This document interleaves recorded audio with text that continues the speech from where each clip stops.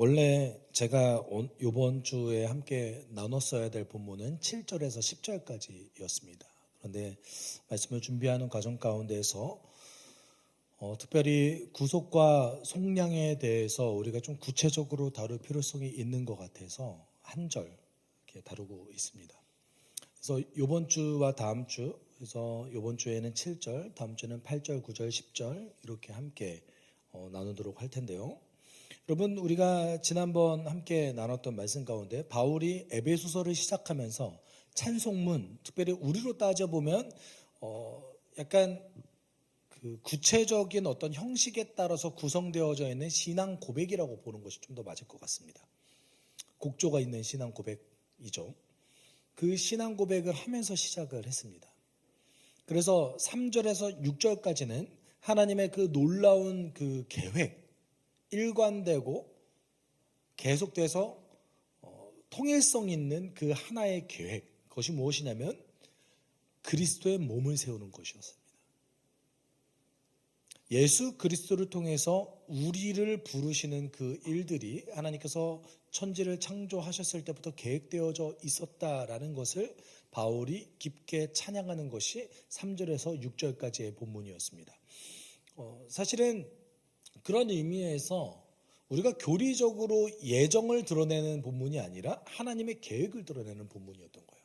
그러니까 하나님의 계획이 얼마나 놀랍고 일관성 있는지, 얼마나 정말 지독할 정도로 일관되게 동일한 방식으로 우리를 사랑하는지에 대한 하나님의 계획이었던 것이죠.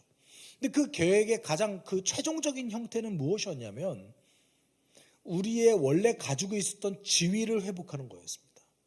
하나님 대신 이 땅을 온전히 다스리는 그 역할, 하나님으로부터 이 세상을 온전히 경영하는 역할을 부여받은 고유한 인간의 어떤 정체성을 회복하는 것, 그것이 하나님의 계획의 일부입니다. 제가 언제나 말씀드렸듯이 일부라는 거예요. 정체성을 회복하는 것은 일부입니다. 그럼 회복하고 그 후에 뭐가 있겠습니까? 완성이 있어요. 그러니까 하나님의 장대한 계획은 지금 현재 우리가 바라보는 시점은 사실은 어떤 의미에서는 사실 시작점에 불과할 수도 있습니다. 훨씬 더 장대한 하나님의 계획이 더 남아 있는 것이죠. 끝나지 않은 하나님의 계획. 그것이 완성된 하나님 나라에서 완전히 이루어지는 것입니다. 여러분, 그 하나님 나라가 완성되면요, 거기서 또 시작이에요. 끝나지 않은 영원한 하나님의 그 장대한 계획. 근데 그 하나님의 그 장대한 계획에 누구를 부르셨냐면 우리를 부르셨대요.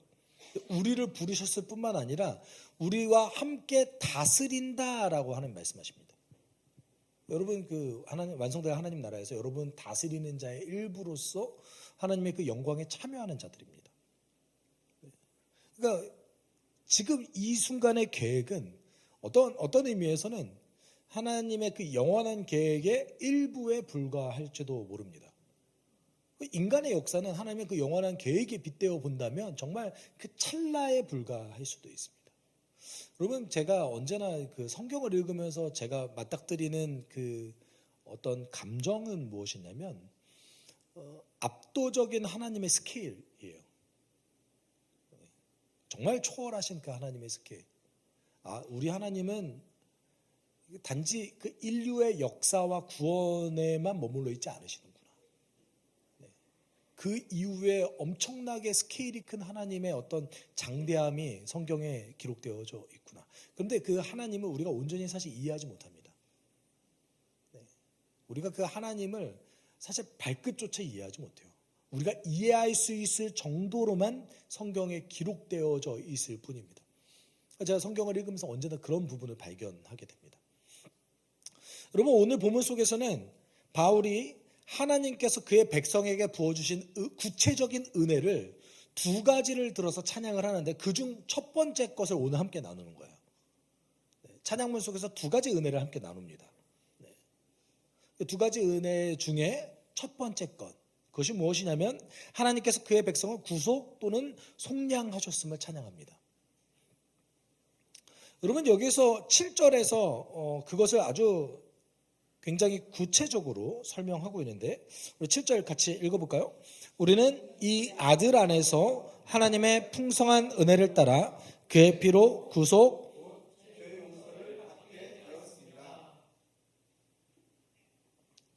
여러분, 사도 바울이 그 신약 성경 전체에서 그리스도 안에서라는 표현을 이런저런 뭐 동일한 표현들이 있잖아요. 사랑하는 자 안에서, 그리스도 안에서, 아들 안에서, 동일한 표현이잖아요. 이 그리스도 안에서라는 표현을 대략 40번 정도 사용합니다. 그 40번 사용하는 가운데 10번을 에베소서 3절에서 에베소서 1장 3절에서 14절까지 사용했어요. 여러분, 그 에베소서를 시작하는 바울의 찬양문에는 그리스도 안에서가 거의 매 절마다 등장합니다. 뭘 강조하는 거예요? 여러분 다 까먹으셔도 돼요. 뭐 기억하시면 돼요? 그리스도 안에서. 그리스도 안에서. 그리스도 안에서 뭘 이루셨대요? 어떤 걸 이루셨대요? 그의 피로 구속, 곧 죄 용서를 받게 되었다 라고 얘기합니다. 저는 사실 새 번역에서는 구속이라는 표현을 쓰고요, 개역개정에서는 속량이라는 단어를 씁니다. 여러분, 구속과 속량은 기본적으로 뜻이 조금 달라요. 구속했다라는 것은 영어로는 deliver를 보통 이용하거나 save를 이용합니다. 그런데 이제 속량했다라는 단어는 redeem이라는 단어를 이용하는데, 그것은 무엇입니까? 대가를 지불해서 어떤 물건을 샀을 때 쓰는 거예요. 값을 지불했다는 뜻입니다. 특별히 이 속량하다라는 단어가 제가 볼 때는 더 정확한 번역인데, 이 속량이라는 뜻은 값을 지불해서 그리스 로마 전체 세계 내에서는 노예를 값을 지불해서 해방시키는 것을 뜻할 때 속량이라는 단어를 썼습니다. 속량이라는 건 뭐예요? 어떤 노예 상태, 묶여있는 상태에 있던 누군가를 값을 지불해서 사는 것, 값을 지불해서 그를 해방시키는 것을 뜻하는 거죠. 요거는 해당이 안 돼요. 노예를 사는 건 해당이 안 돼요. 그러니까 노예를 살 때도 값을 지불하잖아요. 근데 그 노예가 노예 상태로 그대로 남아있지 않겠습니까? 이럴 때는 속량이라는 단어를 안 씁니다. 언제만 써요? 노예를 해방시킬 때. 그건 굉장한 선의를 갖고 있어야 되겠죠. 사실 노예를 사도 되잖아요. 그럼 노동력이에요. 근데 이 노예를 해방시키기 위해서 그 노예의 값을 지불하는 것은, 그 값을 지불하는 사람이 기본적으로 이 사람에 대한 굉장한 어떤 그 뭐랄까요? 그 사람에 대한 마음이 기본적으로 있는 거예요. 그러면 그것을 헬라어에서는 속량이라는 단어를 썼고, 그리스 로마 세계에서는 생각보다 꽤 흔한 일이었습니다. 뭐 이런 일들이 비일비재했어요. 그 권력자의 노예로서 평생을 자라왔는데 시간이 지나서 그 노예를 해방시켰던 경우가 많이 있습니다. 그리고 여러분이 알고 있는 그 권력자들 중에서도 노예였다가 해방돼서 권력자가 된 경우도 있어요.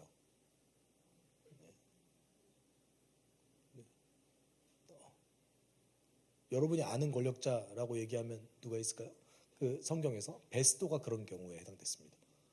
유대 총독이었던 황제의 노예였어요. 그러다 그가 황제가 되고 나서 그를 해방시켜서 그의 어떤 측근으로서 이용했던 것이죠. 네. 아, 역시 높은 사람의 종이 되는 게 나을 수도 있어요. 그렇지 않아요? 네. 우리 누구의 종입니까? 그리스도의 종이에요. 네. 바울이 내가 종이 됐다, 노예가 됐다는 걸 자랑하는 이유가 있습니다. 네. 여러분, 그런 의미에서 속량이라는 것은 상태를 해방시킨다는 것을 뜻합니다. 근데 성경학자들이 여러분 이 속량이라는 개념을 이제 연구하기 시작했는데, 그것이 이제 초대교회 때부터 계속해서 속량이라는 단어를 연구했어요. 왜냐하면 그 구약 시대부터 계속해서 있었던 건데, 이 속량이라는 것이 도대체 정확하게 뭘 뜻하는 건가라고 해봤더니 두 가지의 뜻을 동시에 내포하고 있다는 거예요. 여러분, 그 노예 상태에 있던 것을 해방한다. 그럼 어떤 거에 대한 노예 상태였을까요? 죄의 노예 상태에 있었던 우리의 상태를 자유민으로서 또는 하나님의 자녀로서 온전히 해방시킨다라는 것을 첫 번째 뜻했습니다. 그래서 아직도 초대교회 교인들에 대한 어떤 그 기록물들이 로마 제국에 대한 역사 기록물로서 남아 있는데, 대표적으로 어떤 것이 남아 있냐면 그리스도인을 재판하기 위한 재판 기록들이 남아 있어요. 근데 그 재판을 할 때 그리스도인들이 자주 했던 말이 있습니다. 어떤 말이냐면, 나는 자유민입니다. 그렇지만 하나님 안에서 나는 그의 종, 노예입니다 라는 표현을 썼다는 거예요. 동일하게 자유인이래요? 근데 노예래요. 이게 무슨 이상한 말이에요. 근데 그런 표현을 써요. 그들의 정체성은 이 땅 가운데에서 하나님으로부터 죄의 자유를 누리고 죄의 해방을 누렸던 자유민이라는 표현을 썼던 것이죠. 그러면서 동시에 하나님의 다스림을 받는 하나님의 종이라는 표현을 사용했습니다. 그리고 두 번째 가능성이 있는데, 그것이 무엇이냐면 죄가 빠뜨렸던 그 어려움, 죄의 수렁, 그 실제적인 죄의 고통에서부터 해방시킨다라는 뜻을 동시에 내포하고 있습니다. 여러분, 그냥 말로만 죄의 노예에서 해방됐다라는 것이 아니라 죄로부터 받는 그 고통으로부터 상당 부분, 그리고 어떤 의미에서는 완전히 해방됐다라는 표현을 이 속량이라는 단어를 통해서 사용했던 것이죠. 여러분, 이 표현을 왜 썼냐면, 원래 우리가 예수를 믿기 전에 우리의 상태에 대해서 바울이 기록하고 있는 것이 있는데, 여러 곳에서 기록했습니다. 베드로도 기록했고 바울도 기록했는데, 우리 오늘 에베소서가 바울이 기록한 것이니까 에베소 2장 2절에서도 기록했고 그 로마서 3장 23절에서도 기록했습니다.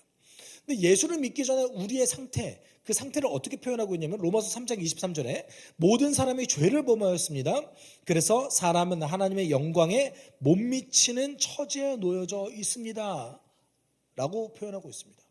여러분, 이건 단지 우리가 하나님의 기준에 미치지 못합니다 라고 표현하는 것이 아니라, 우리가 깨진 세상의 일부로서 조건과 환경이 만족된다면 언제든지 세상을 악하게 하고 세상을 타락시킬 만한 가능성, 잠재력을 가지고 있는 존재들입니다 라는 표현이에요. 제가 그런 말씀 드린 적이 있죠. 여러분이 굉장히 그 LH에 있으면서 굉장히 고급 정보를 가지고 있는데 그 땅 안 사실 거예요. 개발 정보를 가지고 계십니다. 네. 아주 싸게 살 수 있어요. 그러면 뭐 가능하면 여러분의 친지에게도 얘기하실 수도 있겠죠. 야, 그거 사. 네. 여러분, 우리는 예수를 믿기 전에 우리의 상태는 깨진 세상에 있으면서 그 깨진 세상에서 악을 행하는 게 때론 우리의 이득을 따라서 이리 휘고 저리 휘고 그렇게 살아가는 것이 정당하다고 살아왔던 존재들이었습니다. 바울은 그것을 모든 사람이 죄를 범하였음에 하나님의 영광에 이르지 못했다라고 표현하고 있습니다. 그런데 그 상태에서 예수께서는 우리를 대가를 지불하고, 그의 피라는 대가를 지불하셔서 그 상태에서 우리를 끄집어내셨습니다. 이제는 우리가 깨진 세상의 일부로서 살아가는 것이 아니라 하나님 나라를 회복하는, 하나님의 회복하시는 일에 동참하는 자, 감히 우리를 그리스도의 몸이라고 부르셨습니다. 속량은 그 전체를 포함하고 있습니다. 그럼 당연히 하나님 선에서 하나님의 기준에 맞아야 되잖아요. 그래서 우리 가운데 어떤 거예요? 죄의 문제가 해결되어져야 됐어요. 그래서 7절에서 뭐라고 합니까? 곧 죄 용서를 받았습니다. 네.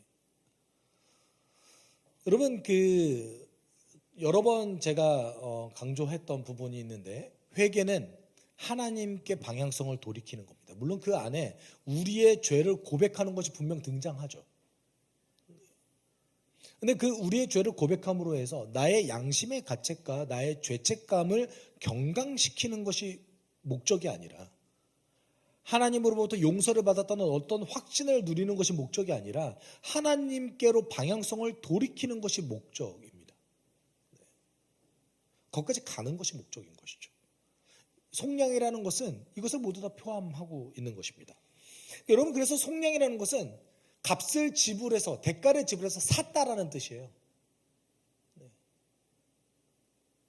참 재밌죠. 원래 이게 이제 그 신약 성경만 가지고 있는 독특한 개념인데, 원래 속량이라는 단어는 제가 어떨 때 사용하지 않는다고 그랬어요?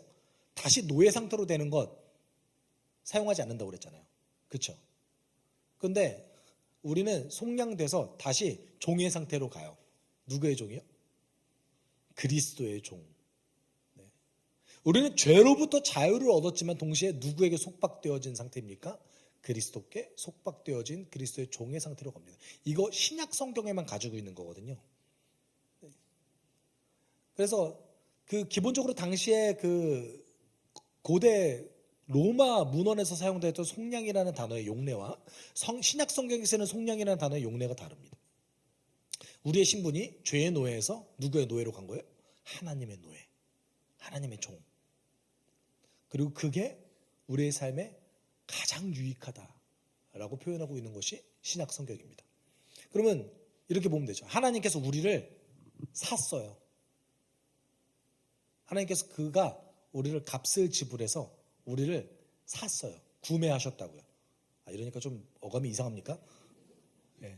그가 우리를 구매하셨다고요. 장바구니에 넣으셨다가 결제 버튼을 누르셨어요.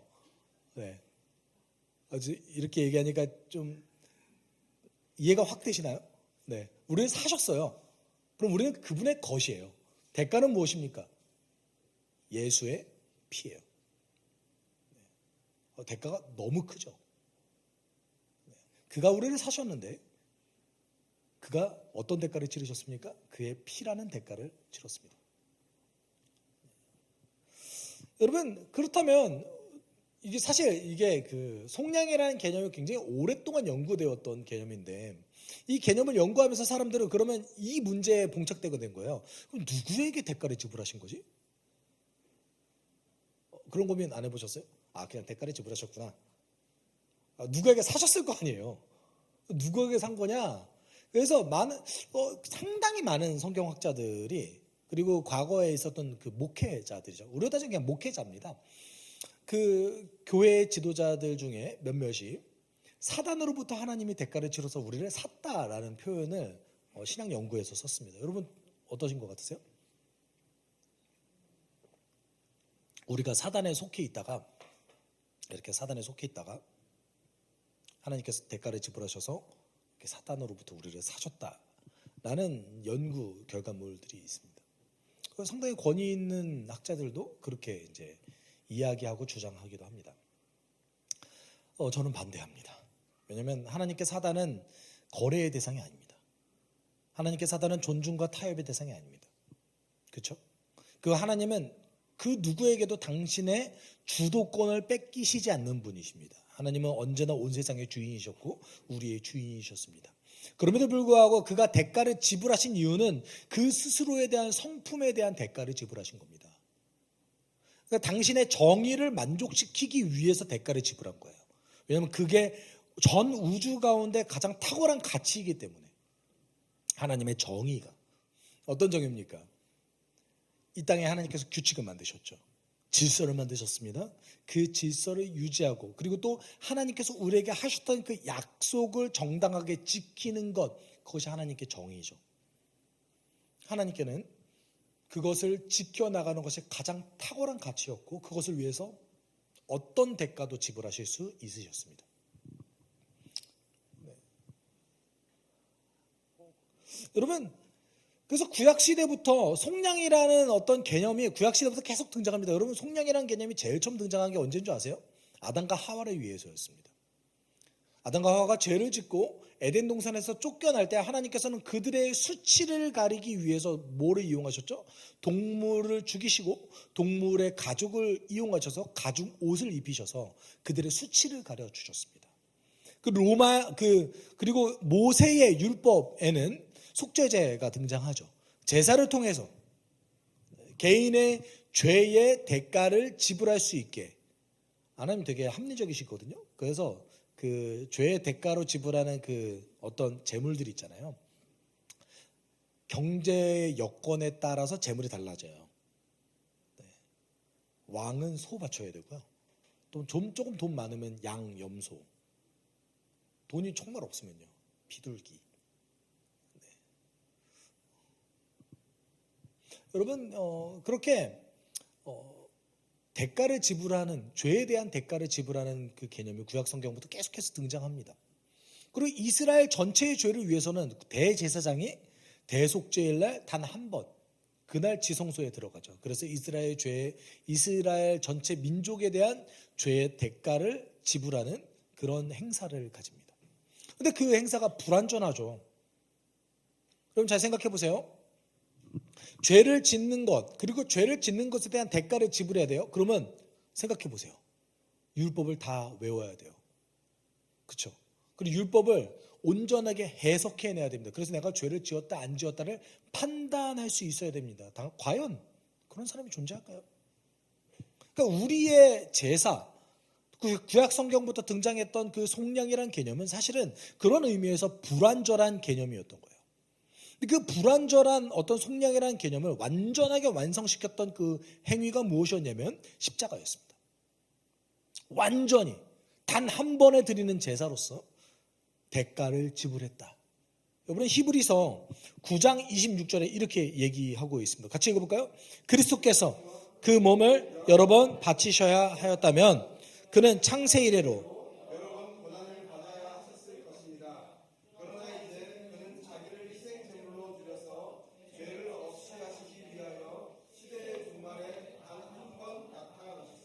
그가 단 한 번 십자가의 죽으심으로 우리의 죄에 대한 모든 대가를 지불하셨습니다.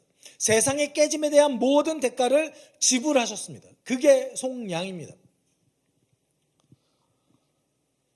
우리는 이제 더 이상 죄의 지배 안에 거하는 자들이 아닙니다. 우리의 신분은 해방되었고 죄의 어려움에서 해방되었습니다.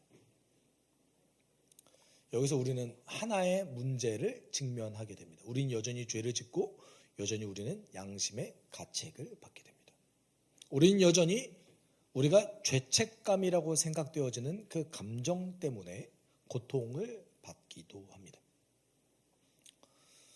왜 그럴까요? 우리 진짜 해방된 거 맞습니까? 우리 여기에서 질문을 던져야 된다는 것이죠. 제가 이거를 한 번 더, 한 주 더 쪼개서 설교를 해야겠다라고 생각했던 대목이 여기였습니다. 우린 여전히 죄로 인해서 고통받는 인생을 살아가고 있습니다. 세상은 깨졌고 그 죄의 결과의 값을 현재도 받고 있습니다. 그럼에도 불구하고 성경은 우리에게 넌 죄로부터 해방됐어 이렇게 얘기하고 있다는 거예요. 네. 여러분 정말 해방되셨습니까? 정말 여러분은 자유를 누리고 계십니까? 우리가 이 지점에서 좀 깊게 고민해 볼 필요성이 있다는 겁니다. 네.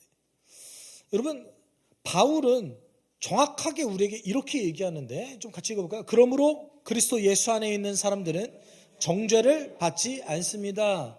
여기 우리가 그리스도 안에가 한 번 더 등장하네요. 여러분, 그리스도 안에 있는 사람들에 대한 정의를 좀 다시 내릴 필요성이 있습니다. 믿음을 가진 자들, 그 안에 거하는 자, 현재형으로 쓰였거든요.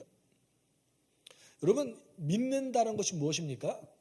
하나님의 놀라운 사랑에 오늘도 그 하나님의 사랑을 알아가고 그 하나님의 사랑에 오늘도 반응하는 자입니다. 이게 믿음이죠. 수용하고 반응하는 자. 알고 있다? 여러분, 믿음에 해당되지 않습니다. 하나님이 계신다? 여러분, 사단도 하나님 계신다고 인정합니다. 성경이 얘기하는 온전한 믿음은 그리스도가 우리의 주인과 메시아로 되는 겁니다. 그의 사랑을 알아가고 그 사랑에 온전히 반응해 나가는 것, 이것을 우리가 주님 나라 완성될 때까지 하는 겁니다. 그 안에 거하는 자가 뭐가 없대요? 그리스도 안에서 정죄가 없다. 정확하게 이것을 얘기한다면 고발당하지 않는다. 뭐 때문에요? 죄 때문에. 현대적 용어로 바꿔볼까요? 공소사실 없음.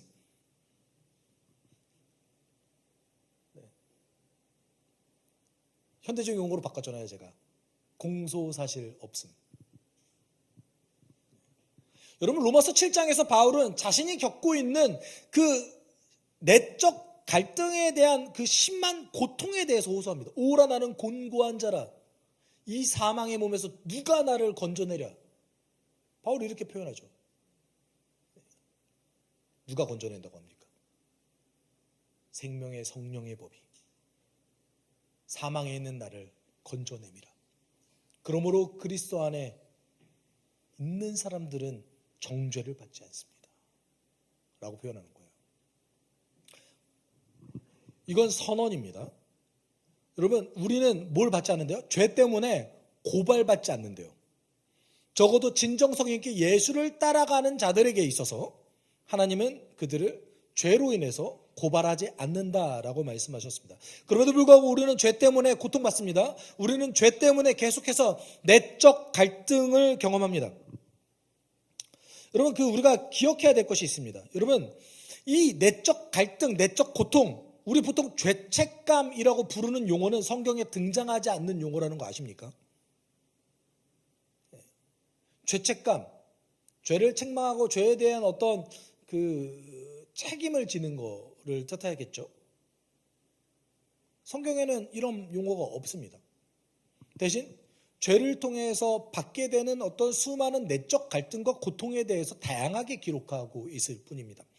여러분, 사실 이런 종류의 내적 고통은 우리 가운데 굉장히 다양하게 등장합니다. 문화 때문에 등장할 때도 있습니다. 그리고 내가 지금 이 순간 타락한 어떤 커뮤니티 안에 속해 있다는 것 사실 때문에라도 우리는 내적 고통에 휩싸일 수도 있습니다. 그리고 과거에 우리가 가지고 있는 어떤 정신적 트라우마와 과거에 가지고 있는 상처가 우리를 어떤 건드려서 그것이 나를 지나치게 혐오하게 만들고 나를 지나치게 자책하게 만들기도 합니다.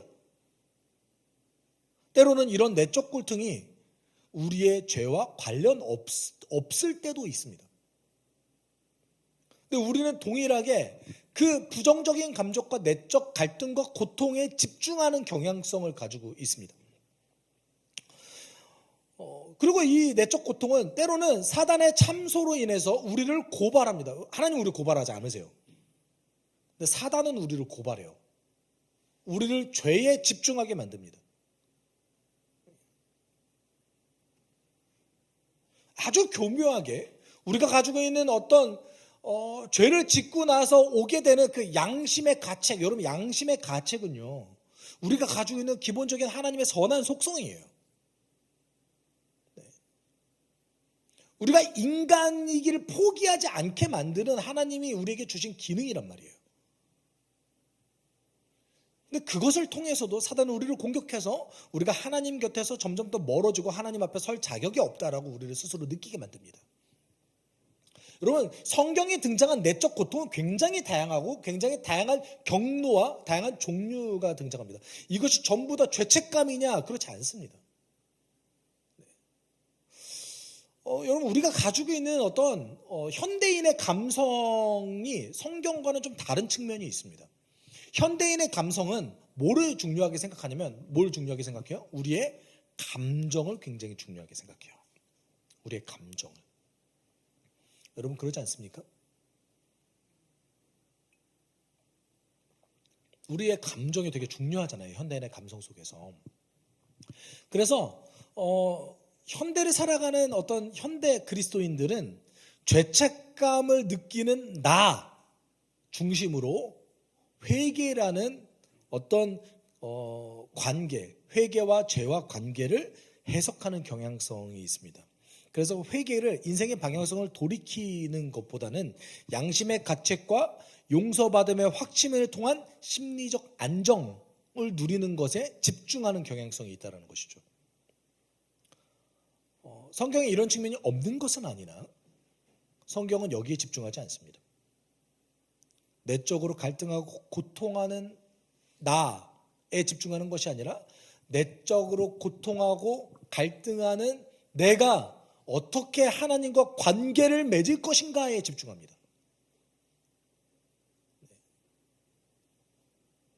여러분, 우리가 다양한 경로를 통해서 내적 고통을 경험하는 것은 깨진 세상을 살아가는 우리가 가지고 있는 우리의 상태예요. 언젠가는 사라지겠지만 언젠가는 완성될 그날에 우리의 내적 고통이 완전히 사라지겠지만 우리가 죽는 그 순간까지도 그 고통이 사라지지 않습니다. 우리의 현재 상태인 거죠.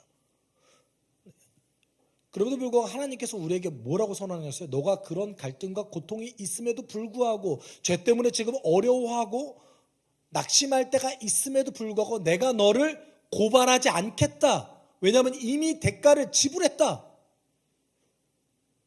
라는 것이죠. 여러분, 우리가 그 현대 법 체계 내에서도 이미 그 죄에 대한 대가를 지불한 사람에게 죄를 다시 물을 수 있습니까? 아니요. 예수라는 죄의 대가를 이미 지불했음에도 불구하고, 그리고 그 사람이 예수를 따라가기 위해서 현재도 계속해서 정직하게 반응하고 있음에도 불구하고 하나님은 우리에게 죄를 묻지 않으십니다. 이게 하나님의 선언이라는 것이죠. 근데 우리는 우리의 감정에 집중하는 경향성이 있다는 거예요. 성경은 우리의 감정에 집중하지 않고 감정을 가지고 있는 내가 하나님과 어떻게 관계를 맺을 것인가에 집중한다는 거예요.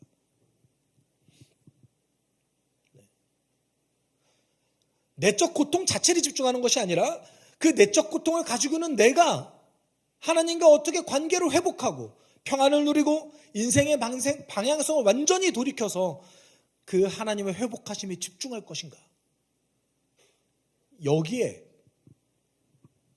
성경에 관심이 있다는 겁니다. 여러분, 이것을 우리에게 돕는 분이 성령님이십니다.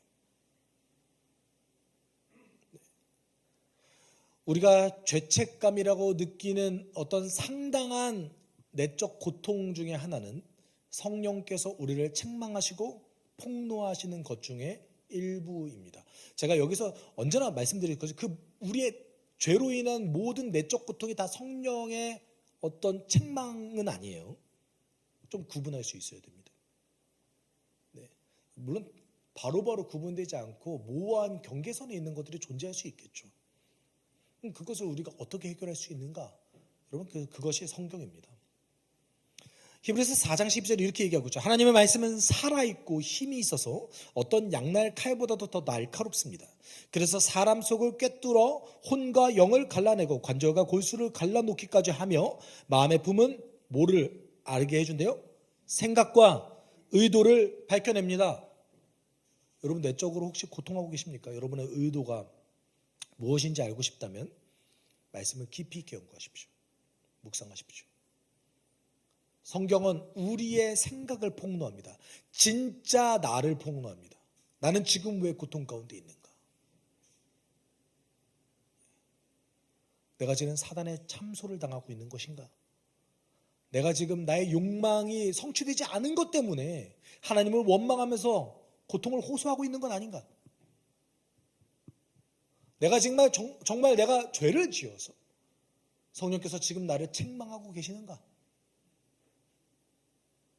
성경이 그것을 우리를 알게 해준다는 거예요. 네. 이런 의미에서 우리가 평생토록 성경을 계속해서 묵상하고 알아나가고 가까이 해야 되는 이유 중에 하나가 여기에 있는 겁니다. 성령께서는 이 성경을 이용하셔서 우리의 죄를 폭로하십니다. 요한복음 16장 8절에서 예수께서 성령의 역할에 대해서 이렇게 말씀하셨는데 그가 오시면 죄와 의와 심판에 대하여 세상의 잘못을 깨우칠 것이다 라고 이야기하고 있습니다. 무엇을 깨우치게 한대요? 죄와 의와 심판에 대해서 세상의 잘못을 깨우치게 한다. 여기서 잘못을 깨우치다, 책망하다라는 단어는 드러내서 깨닫게 하다, 설득하다, 바른 방향으로 돌이키게 하다라는 뜻입니다. 성령께서는 우리를 바른 방향으로 돌이키게 하기 위해서 우리 가지고 있는 의도와 생각을 폭로하고 때로는 우리가 죄를 짓고 있는 것을 폭로하게 하셔서 우리를 내적 갈등 안에 있게 하실 때도 있다는 거예요.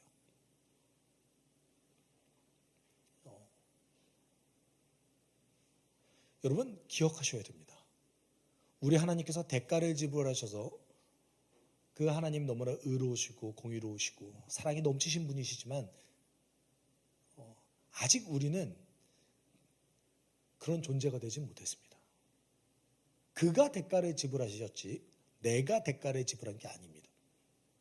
우리가 대가를 지불해서 열매를 맺는 삶을 살아가는 이유는 그것이 우리 삶에 유익하기 때문입니다. 나의 유익을 위해서 하나님께서 법칙을 만들어 놓으신 겁니다. 대가는 누가 지불하셨습니까? 하나님께서 지불하셨어요.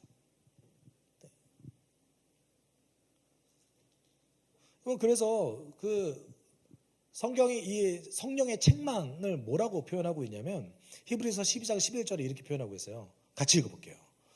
무릇 징계는 어떤 것이든지 당신 즐거움이 아니라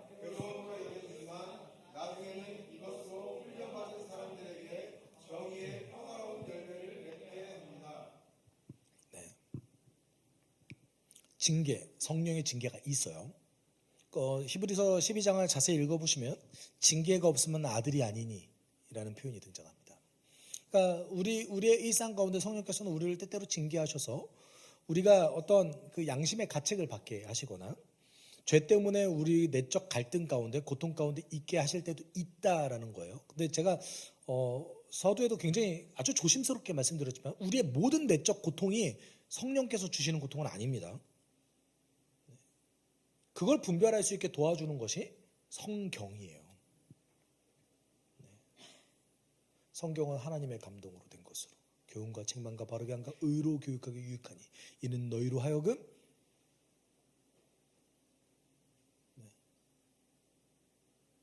뭐라고 해야 되죠? 하나님의 사람으로 온전하게 하며 선한 능력을 행할 능력을 얻게 하려 함이라. 여러분, 그런 의미에서 우리는 여러분 기억하셔야 됩니다. 우리는 죄의 상태에서 죄의 포로에서 해방되었습니다. 우리의 감정과 상관없이 하나님께서는 우리에게 선언하셨습니다. 나를 따르는 자, 나와 함께하라 하는 자, 나의 종으로서 살아가는 자에게 내가 너를 대가를 지불해서 죄의 노예 상태에서 죄에 억눌려지는 너의 그 상태에서 해방하였노라. 우리의 정죄함이 없습니다. 우리는 우리의 감정 때문에 정죄를 받고 있다고 착각하죠. 그래서 우리가 주의해야 될 것이 있는데 그것이 무엇이냐면 사단의 참소를 주의해야 됩니다. 사단이 우리를 지금 이 순간에도 고발하고 있는 것을 주의해야 됩니다. 여러분 요한계시록 12장 11절에 이렇게 표현하고 있는데 이제 우리 하나님과 구원의 권능과 이제 우리 하나님의 구원의 권능과 나라가 이루어지고 하나님이 세우신 그리스도의 권세가 나타났다. 우리의 동료들을 헐뜯는 자, 우리 하나님 앞에서 밤낮으로 그들을 헐뜯는 자가 내쫓겼다. 네. 사도 베드로는 이렇게 표현하기도 하죠. 사단이 우리를 밤낮 우는 사자처럼 우리를 공격할 때를 기다리고 있다. 밤낮 우는 사자가 어떤 뜻이죠? 배고파서 으르렁거리는 그 사자처럼 사단이 우리를 지금 이 순간에도 공격할 기회를 노리고 있다는 겁니다. 근데 그 사단의 참소를 우린 주의해야 됩니다. 그 사단의 참소가 어떤 표현으로 보통 나타나냐면 하나님과 멀어지게 합니다. 야, 너 그러고도 너가 그리스도인이라고 얘기할 수 있어? 너가 정말 하나님 앞에 설 자격이 있어? 우리에게 그렇게 얘기한다는 거예요. 여러분 우리에게 하나님 앞에 설 자격이 있게 하는 것이 납니까? 아니요. 예수 그리스도께서 대가를 지불하셨다는 그 사실이 우리를 하나님 앞에 서게 하는 거지 나에게 자격을 묻지 않습니다. 우리 자격 없어요. 그렇죠? 우리 자격 없어요. 여러분 그런 의미에서 우리는 사단의 참소를 주의해야 되고 또는 우리가 죄 때문에 고통받아 하는 그 감정에 집중하지 말아야 됩니다. 고통스러울 수 있죠. 우리는 지금 이 순간에도 죄 때문에 반복적으로 힘들어하기도 합니다. 그렇지만 성령께서는 우리를 인도하시고 때로는 우리를 책망하기도 하시면서 더 나은 방향으로 나가게끔 우리를 이끄십니다. 성령이 여러분과 함께 하십니다. 성령은 초월적인 하나님이십니다. 그 성령께서는 우리의 인식과 어떤 오감 그것에 발견되는 분이 아니세요. 그걸 넘어서시는 분이세요. 근데 우리는 착각하죠. 사단이 우리를 속이기도 합니다. 그래서 예수께서 우리에게 말씀하신 너희는 이렇게 기도하라 라고 말씀하셨던 주의 기도에는 무엇이 있습니까? 악에서 구하소서. 여러분, 이 악에서 구하소서라는 이 표현은 여러분 악이라고 표현할 수도 있지만 동시에 악한 자에게서 우리를 구하소서라고도 번역할 수 있습니다. 여러분, 이것이 계속해서 우리로 하여금 하나님께 이 사단의 참소에서부터 우리를 구하소서라고 예수께서 권면하셨던 이유입니다. 여러분, 왜 예수께서 악에서 구하소서라고 기도하라고 하셨을까요? 성령의 인도하심을 따라서 죄의 그 징계를 받더라도, 내적 고통을 경험한다 할지라도 나의 스스로를 정죄하는 것이 아니라 더 나은 방향으로 인도하시는 그 하나님의 사랑을 기억하게 하기 위해서 우리에게 이렇게 기도하라고 하신 거예요. 여러분, 우리 예수께서는 우리를 고발하지 않으십니다. 우리 예수께서는 우리를 품어주시기 위해서 이 땅 가운데 자신의 모든 것을 내어놓으신 분이십니다. 여러분, 요한일서 2장 1절 우리 같이 읽어봤으면 좋겠는데요. 나의 자녀 여러분, 내가 여러분에게 이렇게 쓰는 것은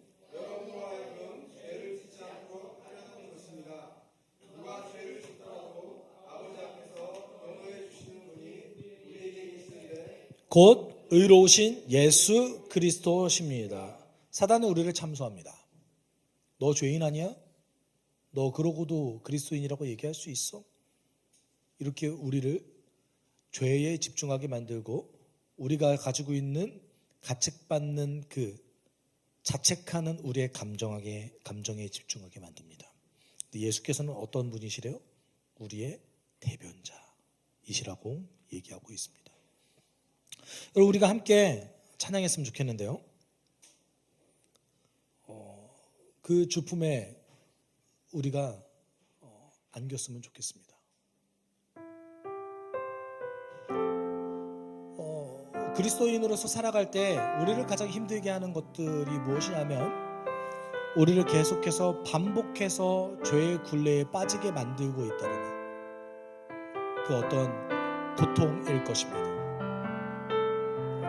그 안에서도 그 고통을 통해서도 그리스도를 알아가는 우리 되었으면 좋겠습니다. 우리 주품에 품으소서. 주품에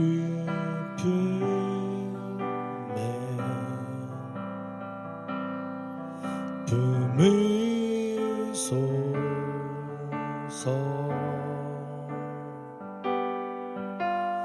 능력에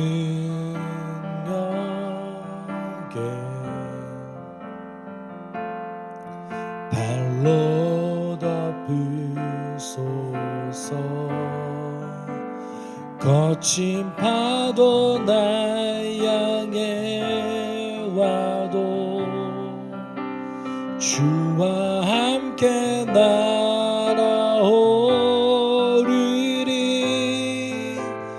폭풍 가운데 나의 영혼 잠잠하게 주를 보리라. 주님 안에 나 거하리. 주님 안에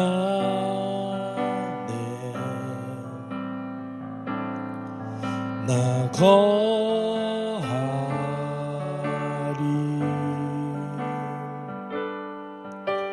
주는요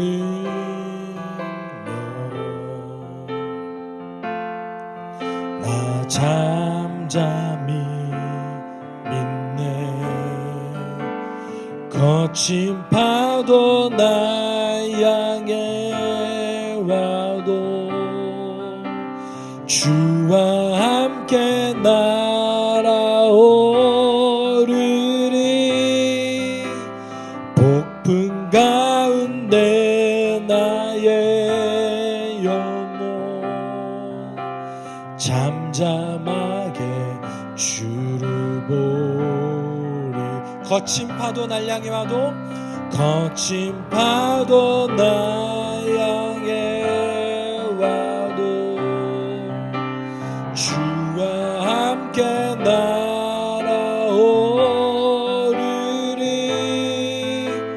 폭풍 가운데 나의 영혼 잠잠하게 주를 보리. 우리 함께 기도할 때 이렇게 기도했으면 좋겠습니다. 하나님, 내가 주님의 능력을 온전히 믿지 못하고 예수의 속량함을 온전히 믿지 못하고 지금 이 순간에도 내적 갈등으로 죄로 인한 가책으로 고통받을 때가 많이 있습니다. 하나님, 그럴 때 하나님을 보게 하여 주십시오.